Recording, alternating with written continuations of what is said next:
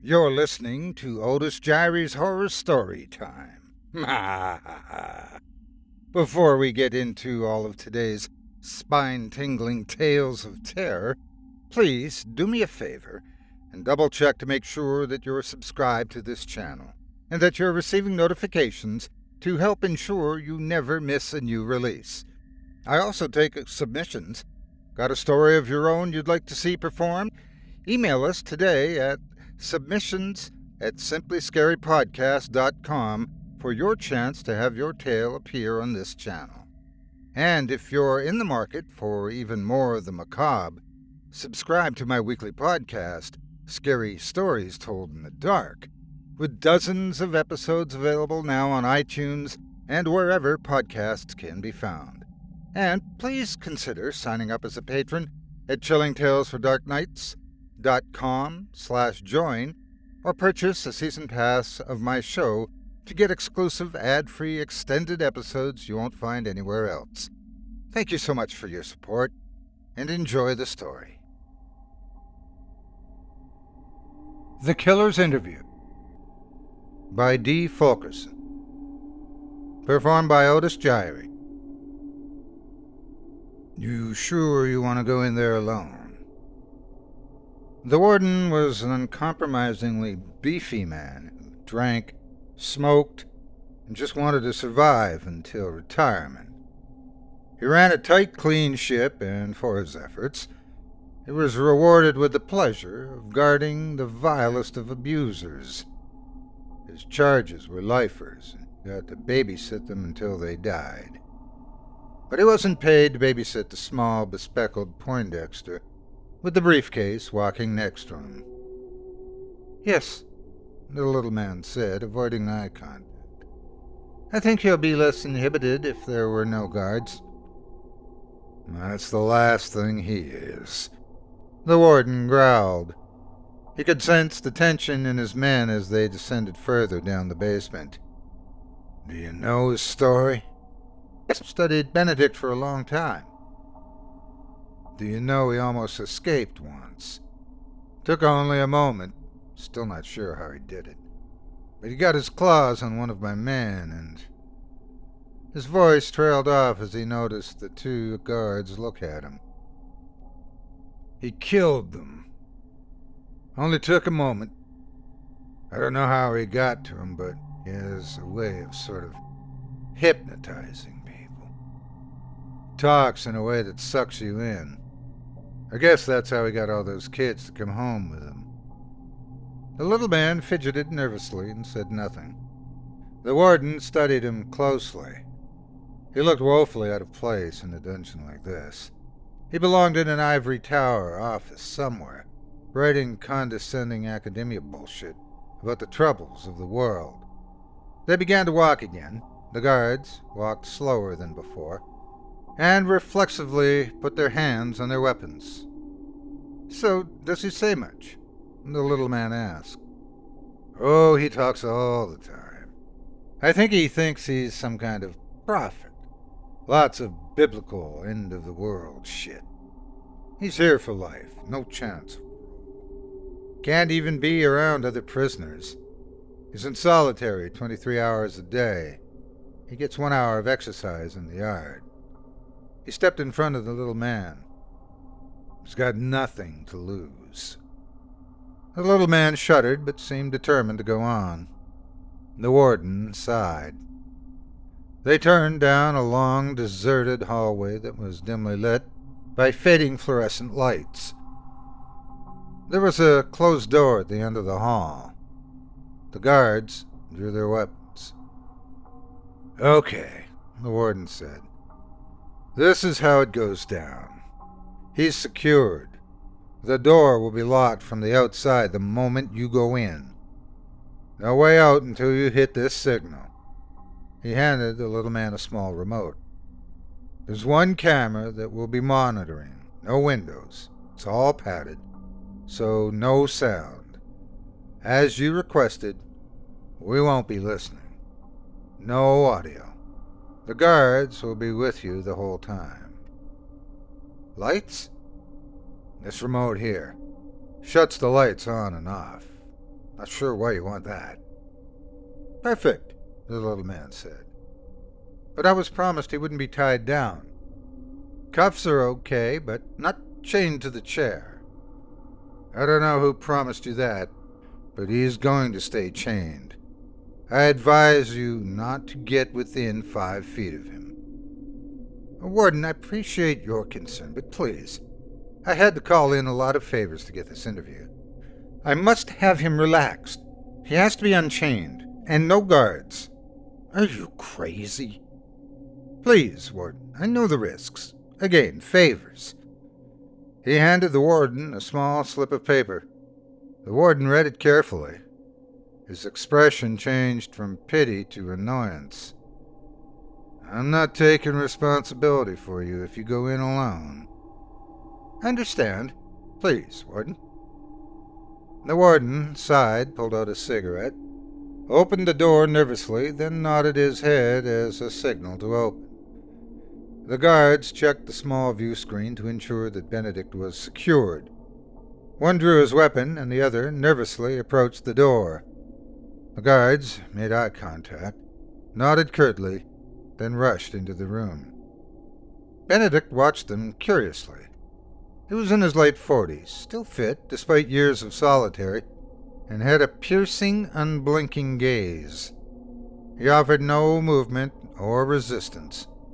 He scanned the intruders, then fixated on the lit cigarette. The warden knew he'd salivate over it. "Hello, Benedict," the warden said, standing close to the door. "This is the guy who wanted to talk to you. You okay with that?" He puffed his smoke in a small display of superiority. Benedict looked him in the eyes and wet his lips. "It would be my pleasure," he said in a measured, slow, soft voice. The warden nodded. "And give my best to Susan, Cassidy, and Cody." The warden reflexively tried to stay calm, but his forehead instantly began to sweat as the murderer spoke of the names of his wife and children. "The professor here just wants to interview. You play nice, you get an extra hour in the yard every day next week." The first guard kept his weapon pointed firmly at Benedict's face. The guard was tremulous and looking for a reason to shoot. The second guard nervously unlocked Benedict's chains. The prisoner's eyes raised as each lock clicked open. He met the warden's gaze with an amused, questioning look. In an instant, they both knew the little man was in grave danger. The warden grabbed the little man again and whispered into his ear, "This is nuts. If he charges, we'll come in firing. We'll be shooting to kill. If you get in the way, well, it won't be good. I know people who think killers are sympathetic. I know people who think they are the ones who can find the good in them, or some shit. There's no good in him. Only darkness. I know others who are just fanboys. Sickens me. Don't think you're special to him or to me. I don't care who wrote your little note. Also, don't forget that he's a killer who mutilated 13 children. One was 4 years old. Don't forget that." The little man nodded. The guards retreated, weapons still trained on Benedict's head, and the door shut with a vacuum seal thud. The little man sat on the chair across the table from the cuffed killer. Benedict's eyes focused on his every mannerism. The little man put his briefcase on the table, folded his hands, looked at the killer, and smiled nervously. "What can I do for you, Professor?" His voice was low and soft enough that the little man felt compelled to lean in to hear. "Well, thank you for agreeing to this. I've read all of your writings and media pages." "You want my autograph?" Benedict held up his cuffed hands. The little man paused, seemed to realize that he sounded foolish, and continued. "No, thanks. No. But again, Thanks for taking the time to talk to me." Benedict raised his eyebrows. "Are you a comedian?" The little man giggled nervously. He fumbled with the log on his briefcase. He opened the top and pulled out copies of Benedict's writing and multiple photographs. Benedict instantly took an inventory. 2 pens, 1 plastic, 1 with some metal, and 2 paper clips. "Do you mind if I record this?" the little man said, placing his phone on the table. Benedict nodded in affirmation, keeping his eyes fixed on the pen with metal. The little man pulled out a letter opener and cut open a manila envelope. Benedict masked his surprise at the sight of the small knife. "So, where would you like to begin?" Benedict studied the little man. He wasn't making eye contact. His movements were jerky, no rhythm, a clear sign of fear. He wasn't sure how to start the interview, another sign of it. He'd probably never been out of his office. This was almost too easy. Benedict considered him prey. He licked his lips. "Would you like to hear about my mother?" The professor laughed nervously.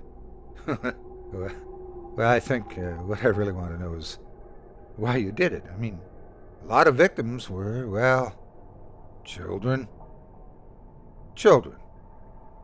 Benedict took a deep inhale. "I wanted to destroy the illusion of innocence." The professor gulped. "Are those pictures?" "Yes," the professor said, pulling out the photographs of the crime scene. Benedict had called the police himself, perhaps bored of the chase.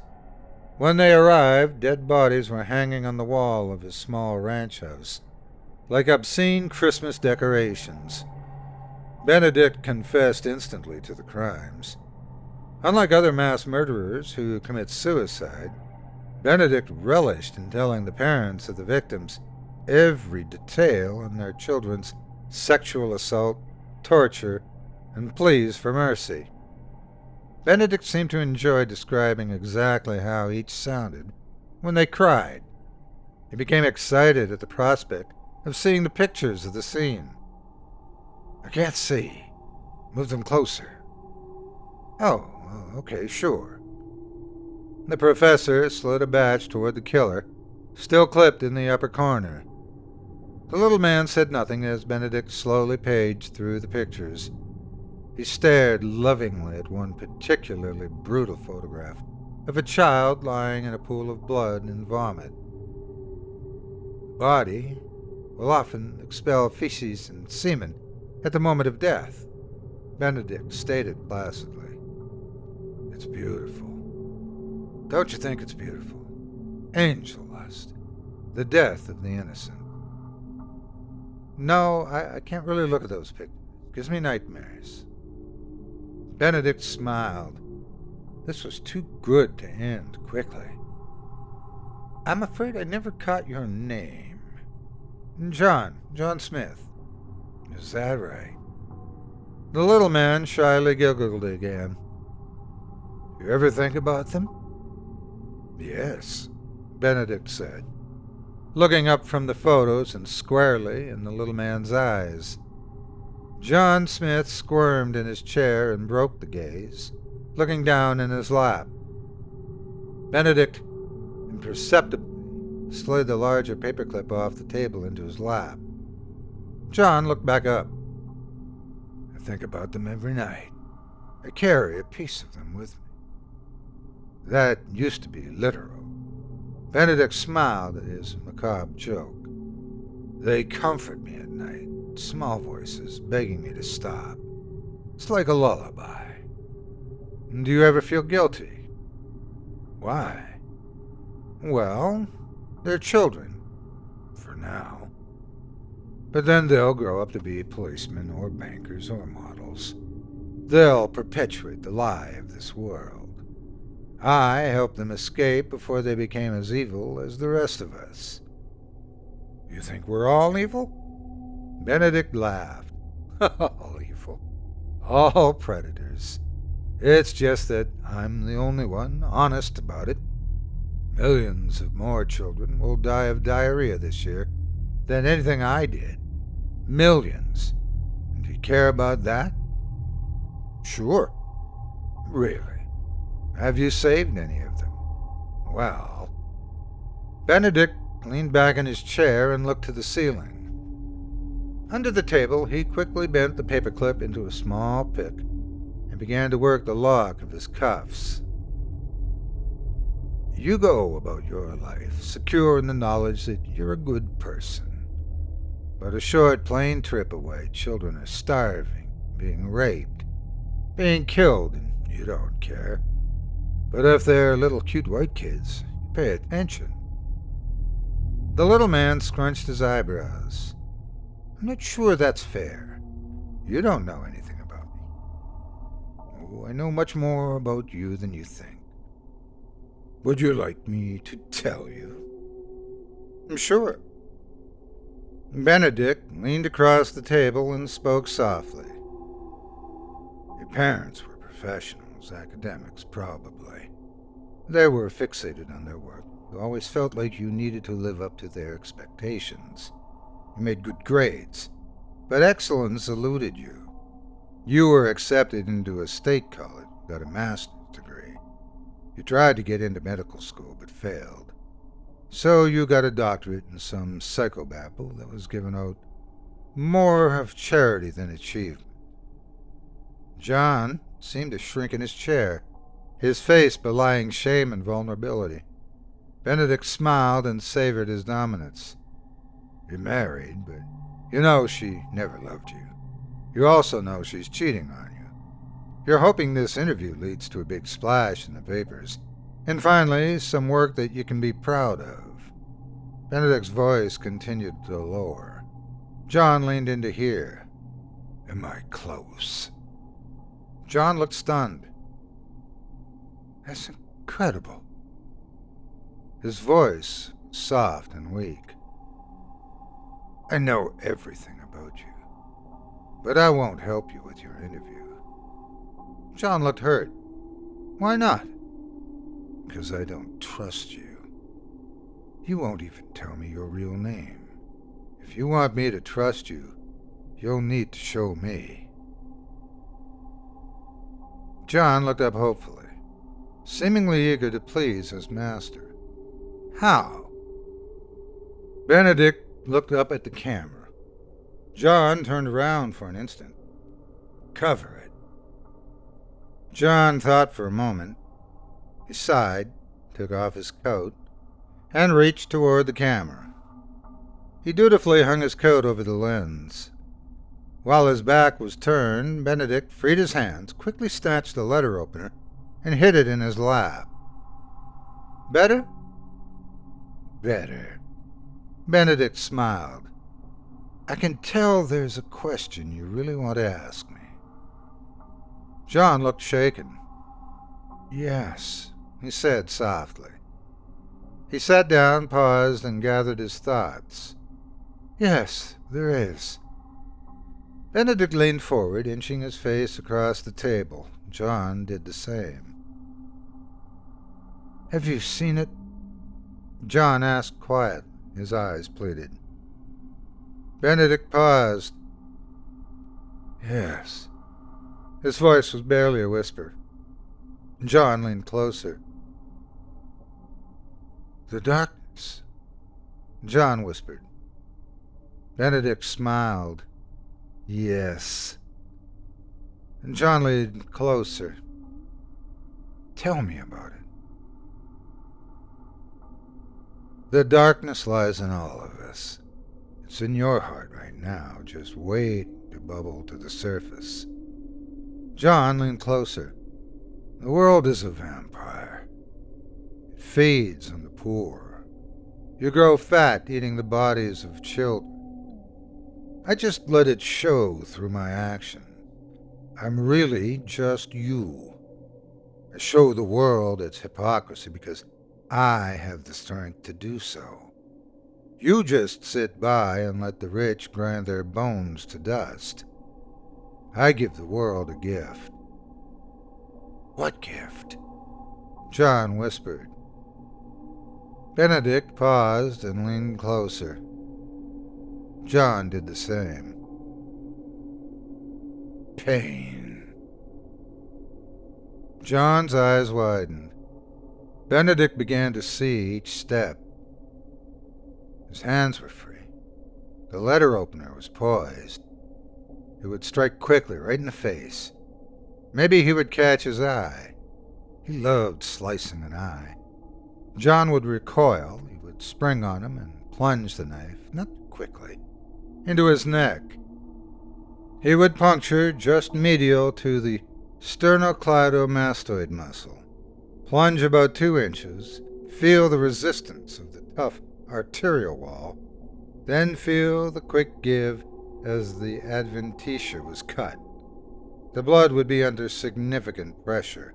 It would shoot, hopefully into his face, and into the opposite wall. He would drink some. He was aroused at thoughts of orgy. John inched closer. "Benedict, did he tell you his name?" Benedict paused. It was such an oddly specific question. "Yes." John's voice lowered still.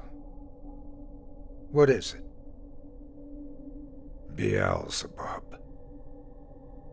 John's face fell in disappointment.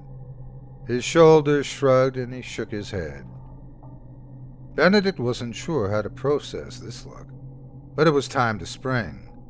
His pupils dilated, his heart raced, and his lips smiled.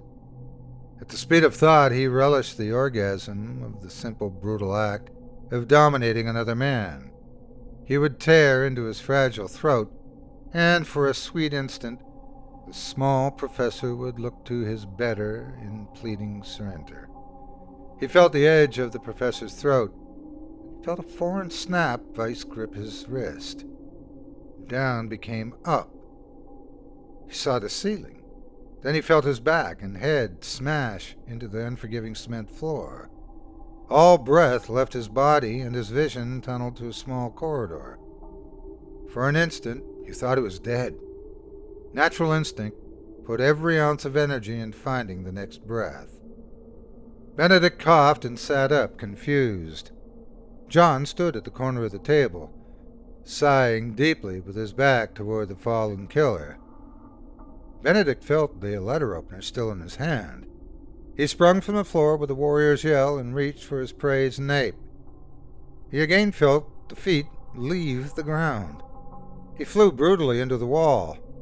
The acoustic pad softened the blow, but the blunt crush again expelled all his breath. He felt a penetrating punch under his right bib and heard a sickening crack. Benedict spun around in angry fury. He reached savagely toward John, but again he lost control of his body.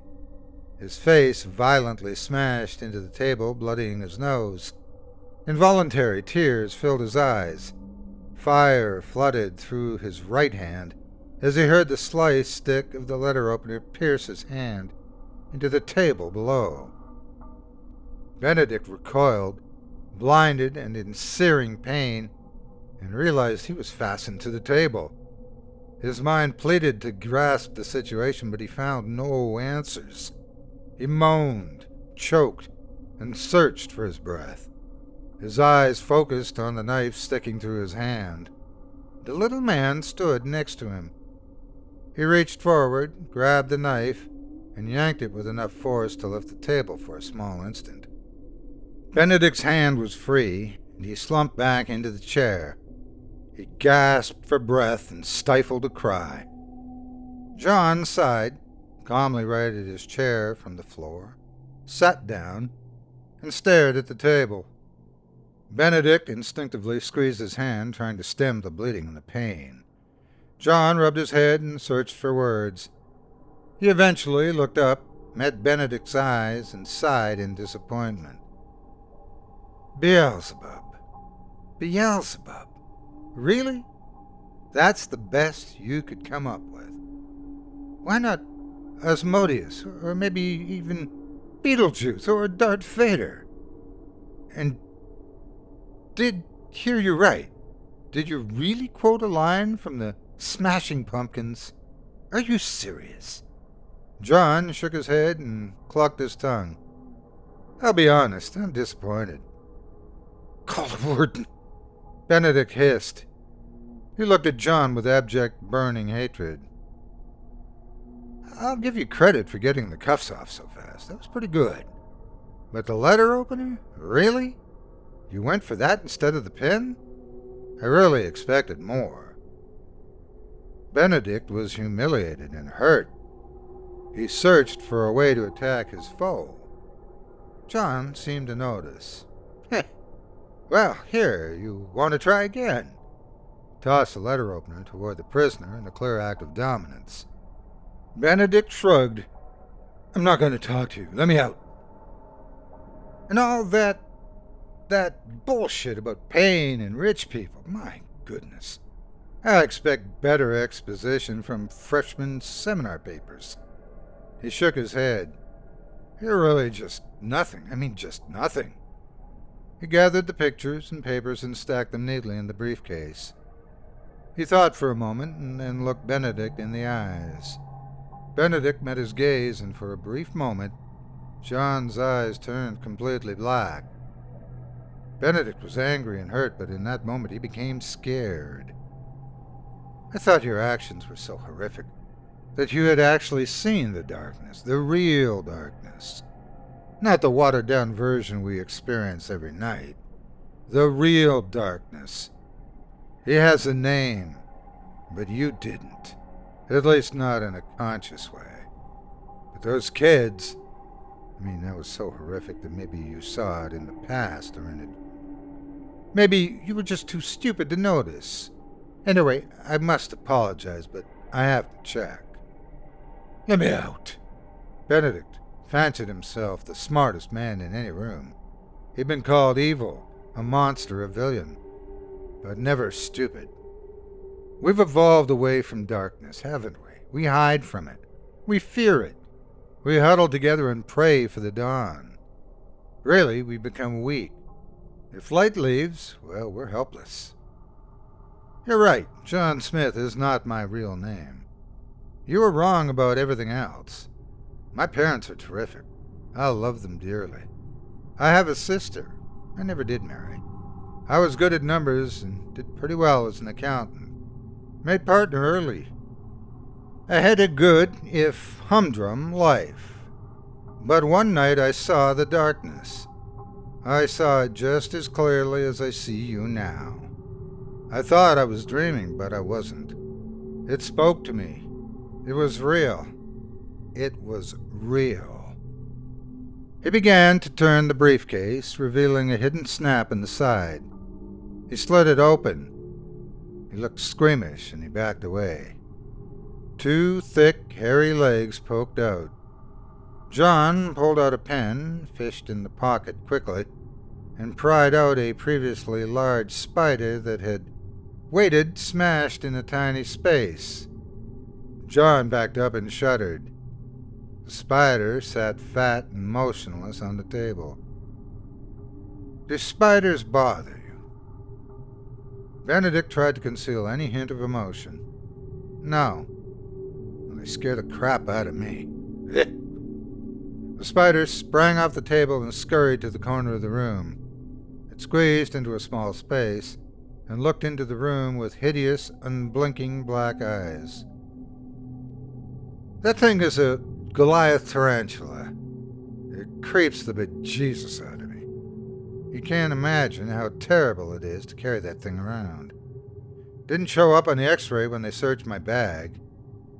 These things normally eat birds, whole birds. John mimed a bird size in his hand. This one can smell and taste blood. Ugh. Benedict rubbed his injured hand. Watch. John grabbed the letter opened and tossed it into the corner. The spider reached out with its front legs, drew the metal into its body, and Benedict imagined it licking the blood from the table. I think that's the worst thing about darkness. Uncertainty. Just as we've evolved to pray to the light, that thing evolved to live in the darkness. When we lose our senses, we become naked and helpless. Even the worst of us feels the gnawing fear of uncertainty. John took a deep breath. I saw the darkness, the real darkness. He told me his name. I heard it reverberate down to my very soul. You can't forget that. I saw him dance. Things started to happen to me. I can't explain any of it, but something distracted him and I ran. I ran for all I was worth. I ran for my life. I'll never forget that face, that voice, that name. I also know he's coming back. I know I'll see signs. I'll see heralds. Others who have seen the darkness. I imagine as his time gets closer, I'll see more of them. I thought maybe I'd see it in you. I thought your actions were so inhuman that maybe the darkness corrupted you. Maybe you were the herald of the end. But you didn't see him. You just did all that cruelty for masturbation. Really, you're just a pervert who finds pornography and violence. You're meaningless. John began to pace around the room. The thing is, I'm not even sure I'll know what to do when I find a herald. If you're naked in a room with a spider, do you want to find it? Or do you not want to find it? You know? I can't stop him from coming. What should I do? Call the police? Who will believe me? I don't even know what I'll do. I just want to know. He approached the chagrined killer. I just want the uncertainty to end. I want the dread to end. John stood, walked over to Benedict. Look at it. Go to hell. John smiled. He roughly grabbed Benedict's face and lifted it to his. He leaned in as if to kiss him. There's a moment of naked, unadulterated fear, where I can see into a man's soul. It's a gift from him. He calls to me. If he's in you, I will see it. If you're a herald, I will see it. I need to know. I need to see into your soul, in your moment of greatest fear. Maybe, just maybe, you're not just a meaningless pervert. Maybe sometime in the past, you were exposed to something beautiful, terrifying, but beautiful. Benedict spat in his face. John backed up. All of us are afraid of the dark. He hit the signal to turn off the lights. Benedict was smothered with heavy, complete darkness. I'm not afraid of the dark, he said weakly. There was no answer. Benedict sat still for what seemed, to him, like an eternity. He waited for any sign that something would happen. I want out! Warden! Benedict screamed. Warden, let me out! He screamed a few minutes. The thought about trying to rush the door.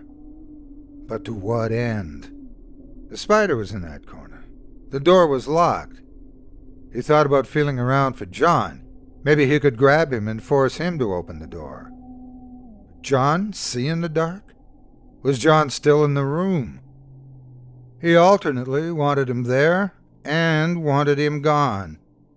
He felt a sick dread that he was alone and exposed with a blood-eating Goliath spider. He felt around the air near his body, but then he reflexively pulled his hands in for fear of what they may feel. A shudder seized his spine.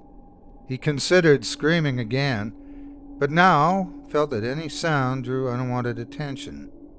He sat perfectly still, listening for any movement or breath.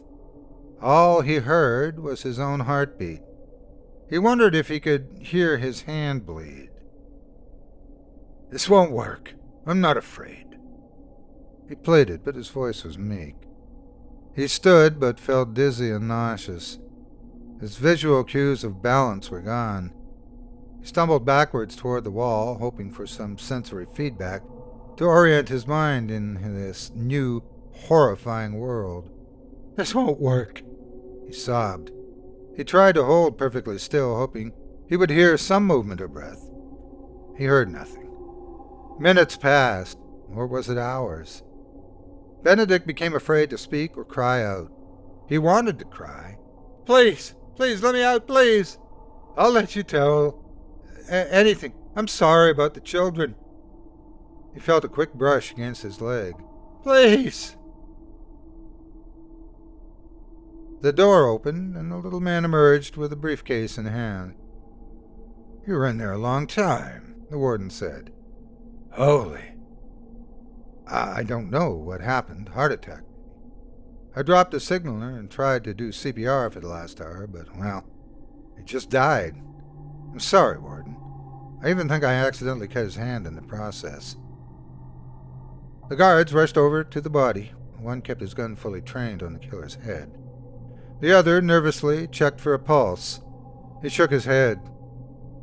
"Again, I'm really sorry, really." The warden looked puzzled at the placid look on the little man's bookish face. "Did you at least get what you wanted?" "Tragically, no. Nothing useful. I really thought it would, this one." They both glanced at the dead body on the floor.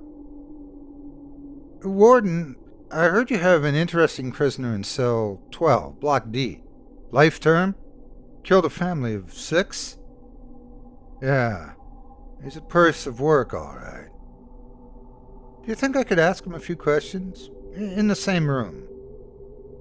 The warden backed away from the unnaturally calm little man. "Sure. We'll set it up for next week." Thank you so much for taking time out of your day to listen to this story in its entirety. If you've enjoyed what you've heard and would like to support me and my efforts, hit the like button and do not forget to subscribe and turn on notifications today. And please share this video with everyone on your social media. With just a few clicks, you can help this channel grow and reach new listeners. You can also support me by subscribing to my podcast, Scary Stories Told in the Dark, with dozens of episodes available now. Visit simplyscarypodcast.com for more details today. For exclusive, ad-free extended episodes of my program, including stories you won't find here on YouTube, visit chillingtalesfordarknights.com/join and sign up as a patron today, or pick up a season pass for my show. Lastly, if you'd like to contribute directly, you can support me with donations at patreon.com. Just visit patreon.com/Otis Jiry. That's patreon.com/OTISJIRY. Thanks again for listening and for your support. Have a great day, and God bless you.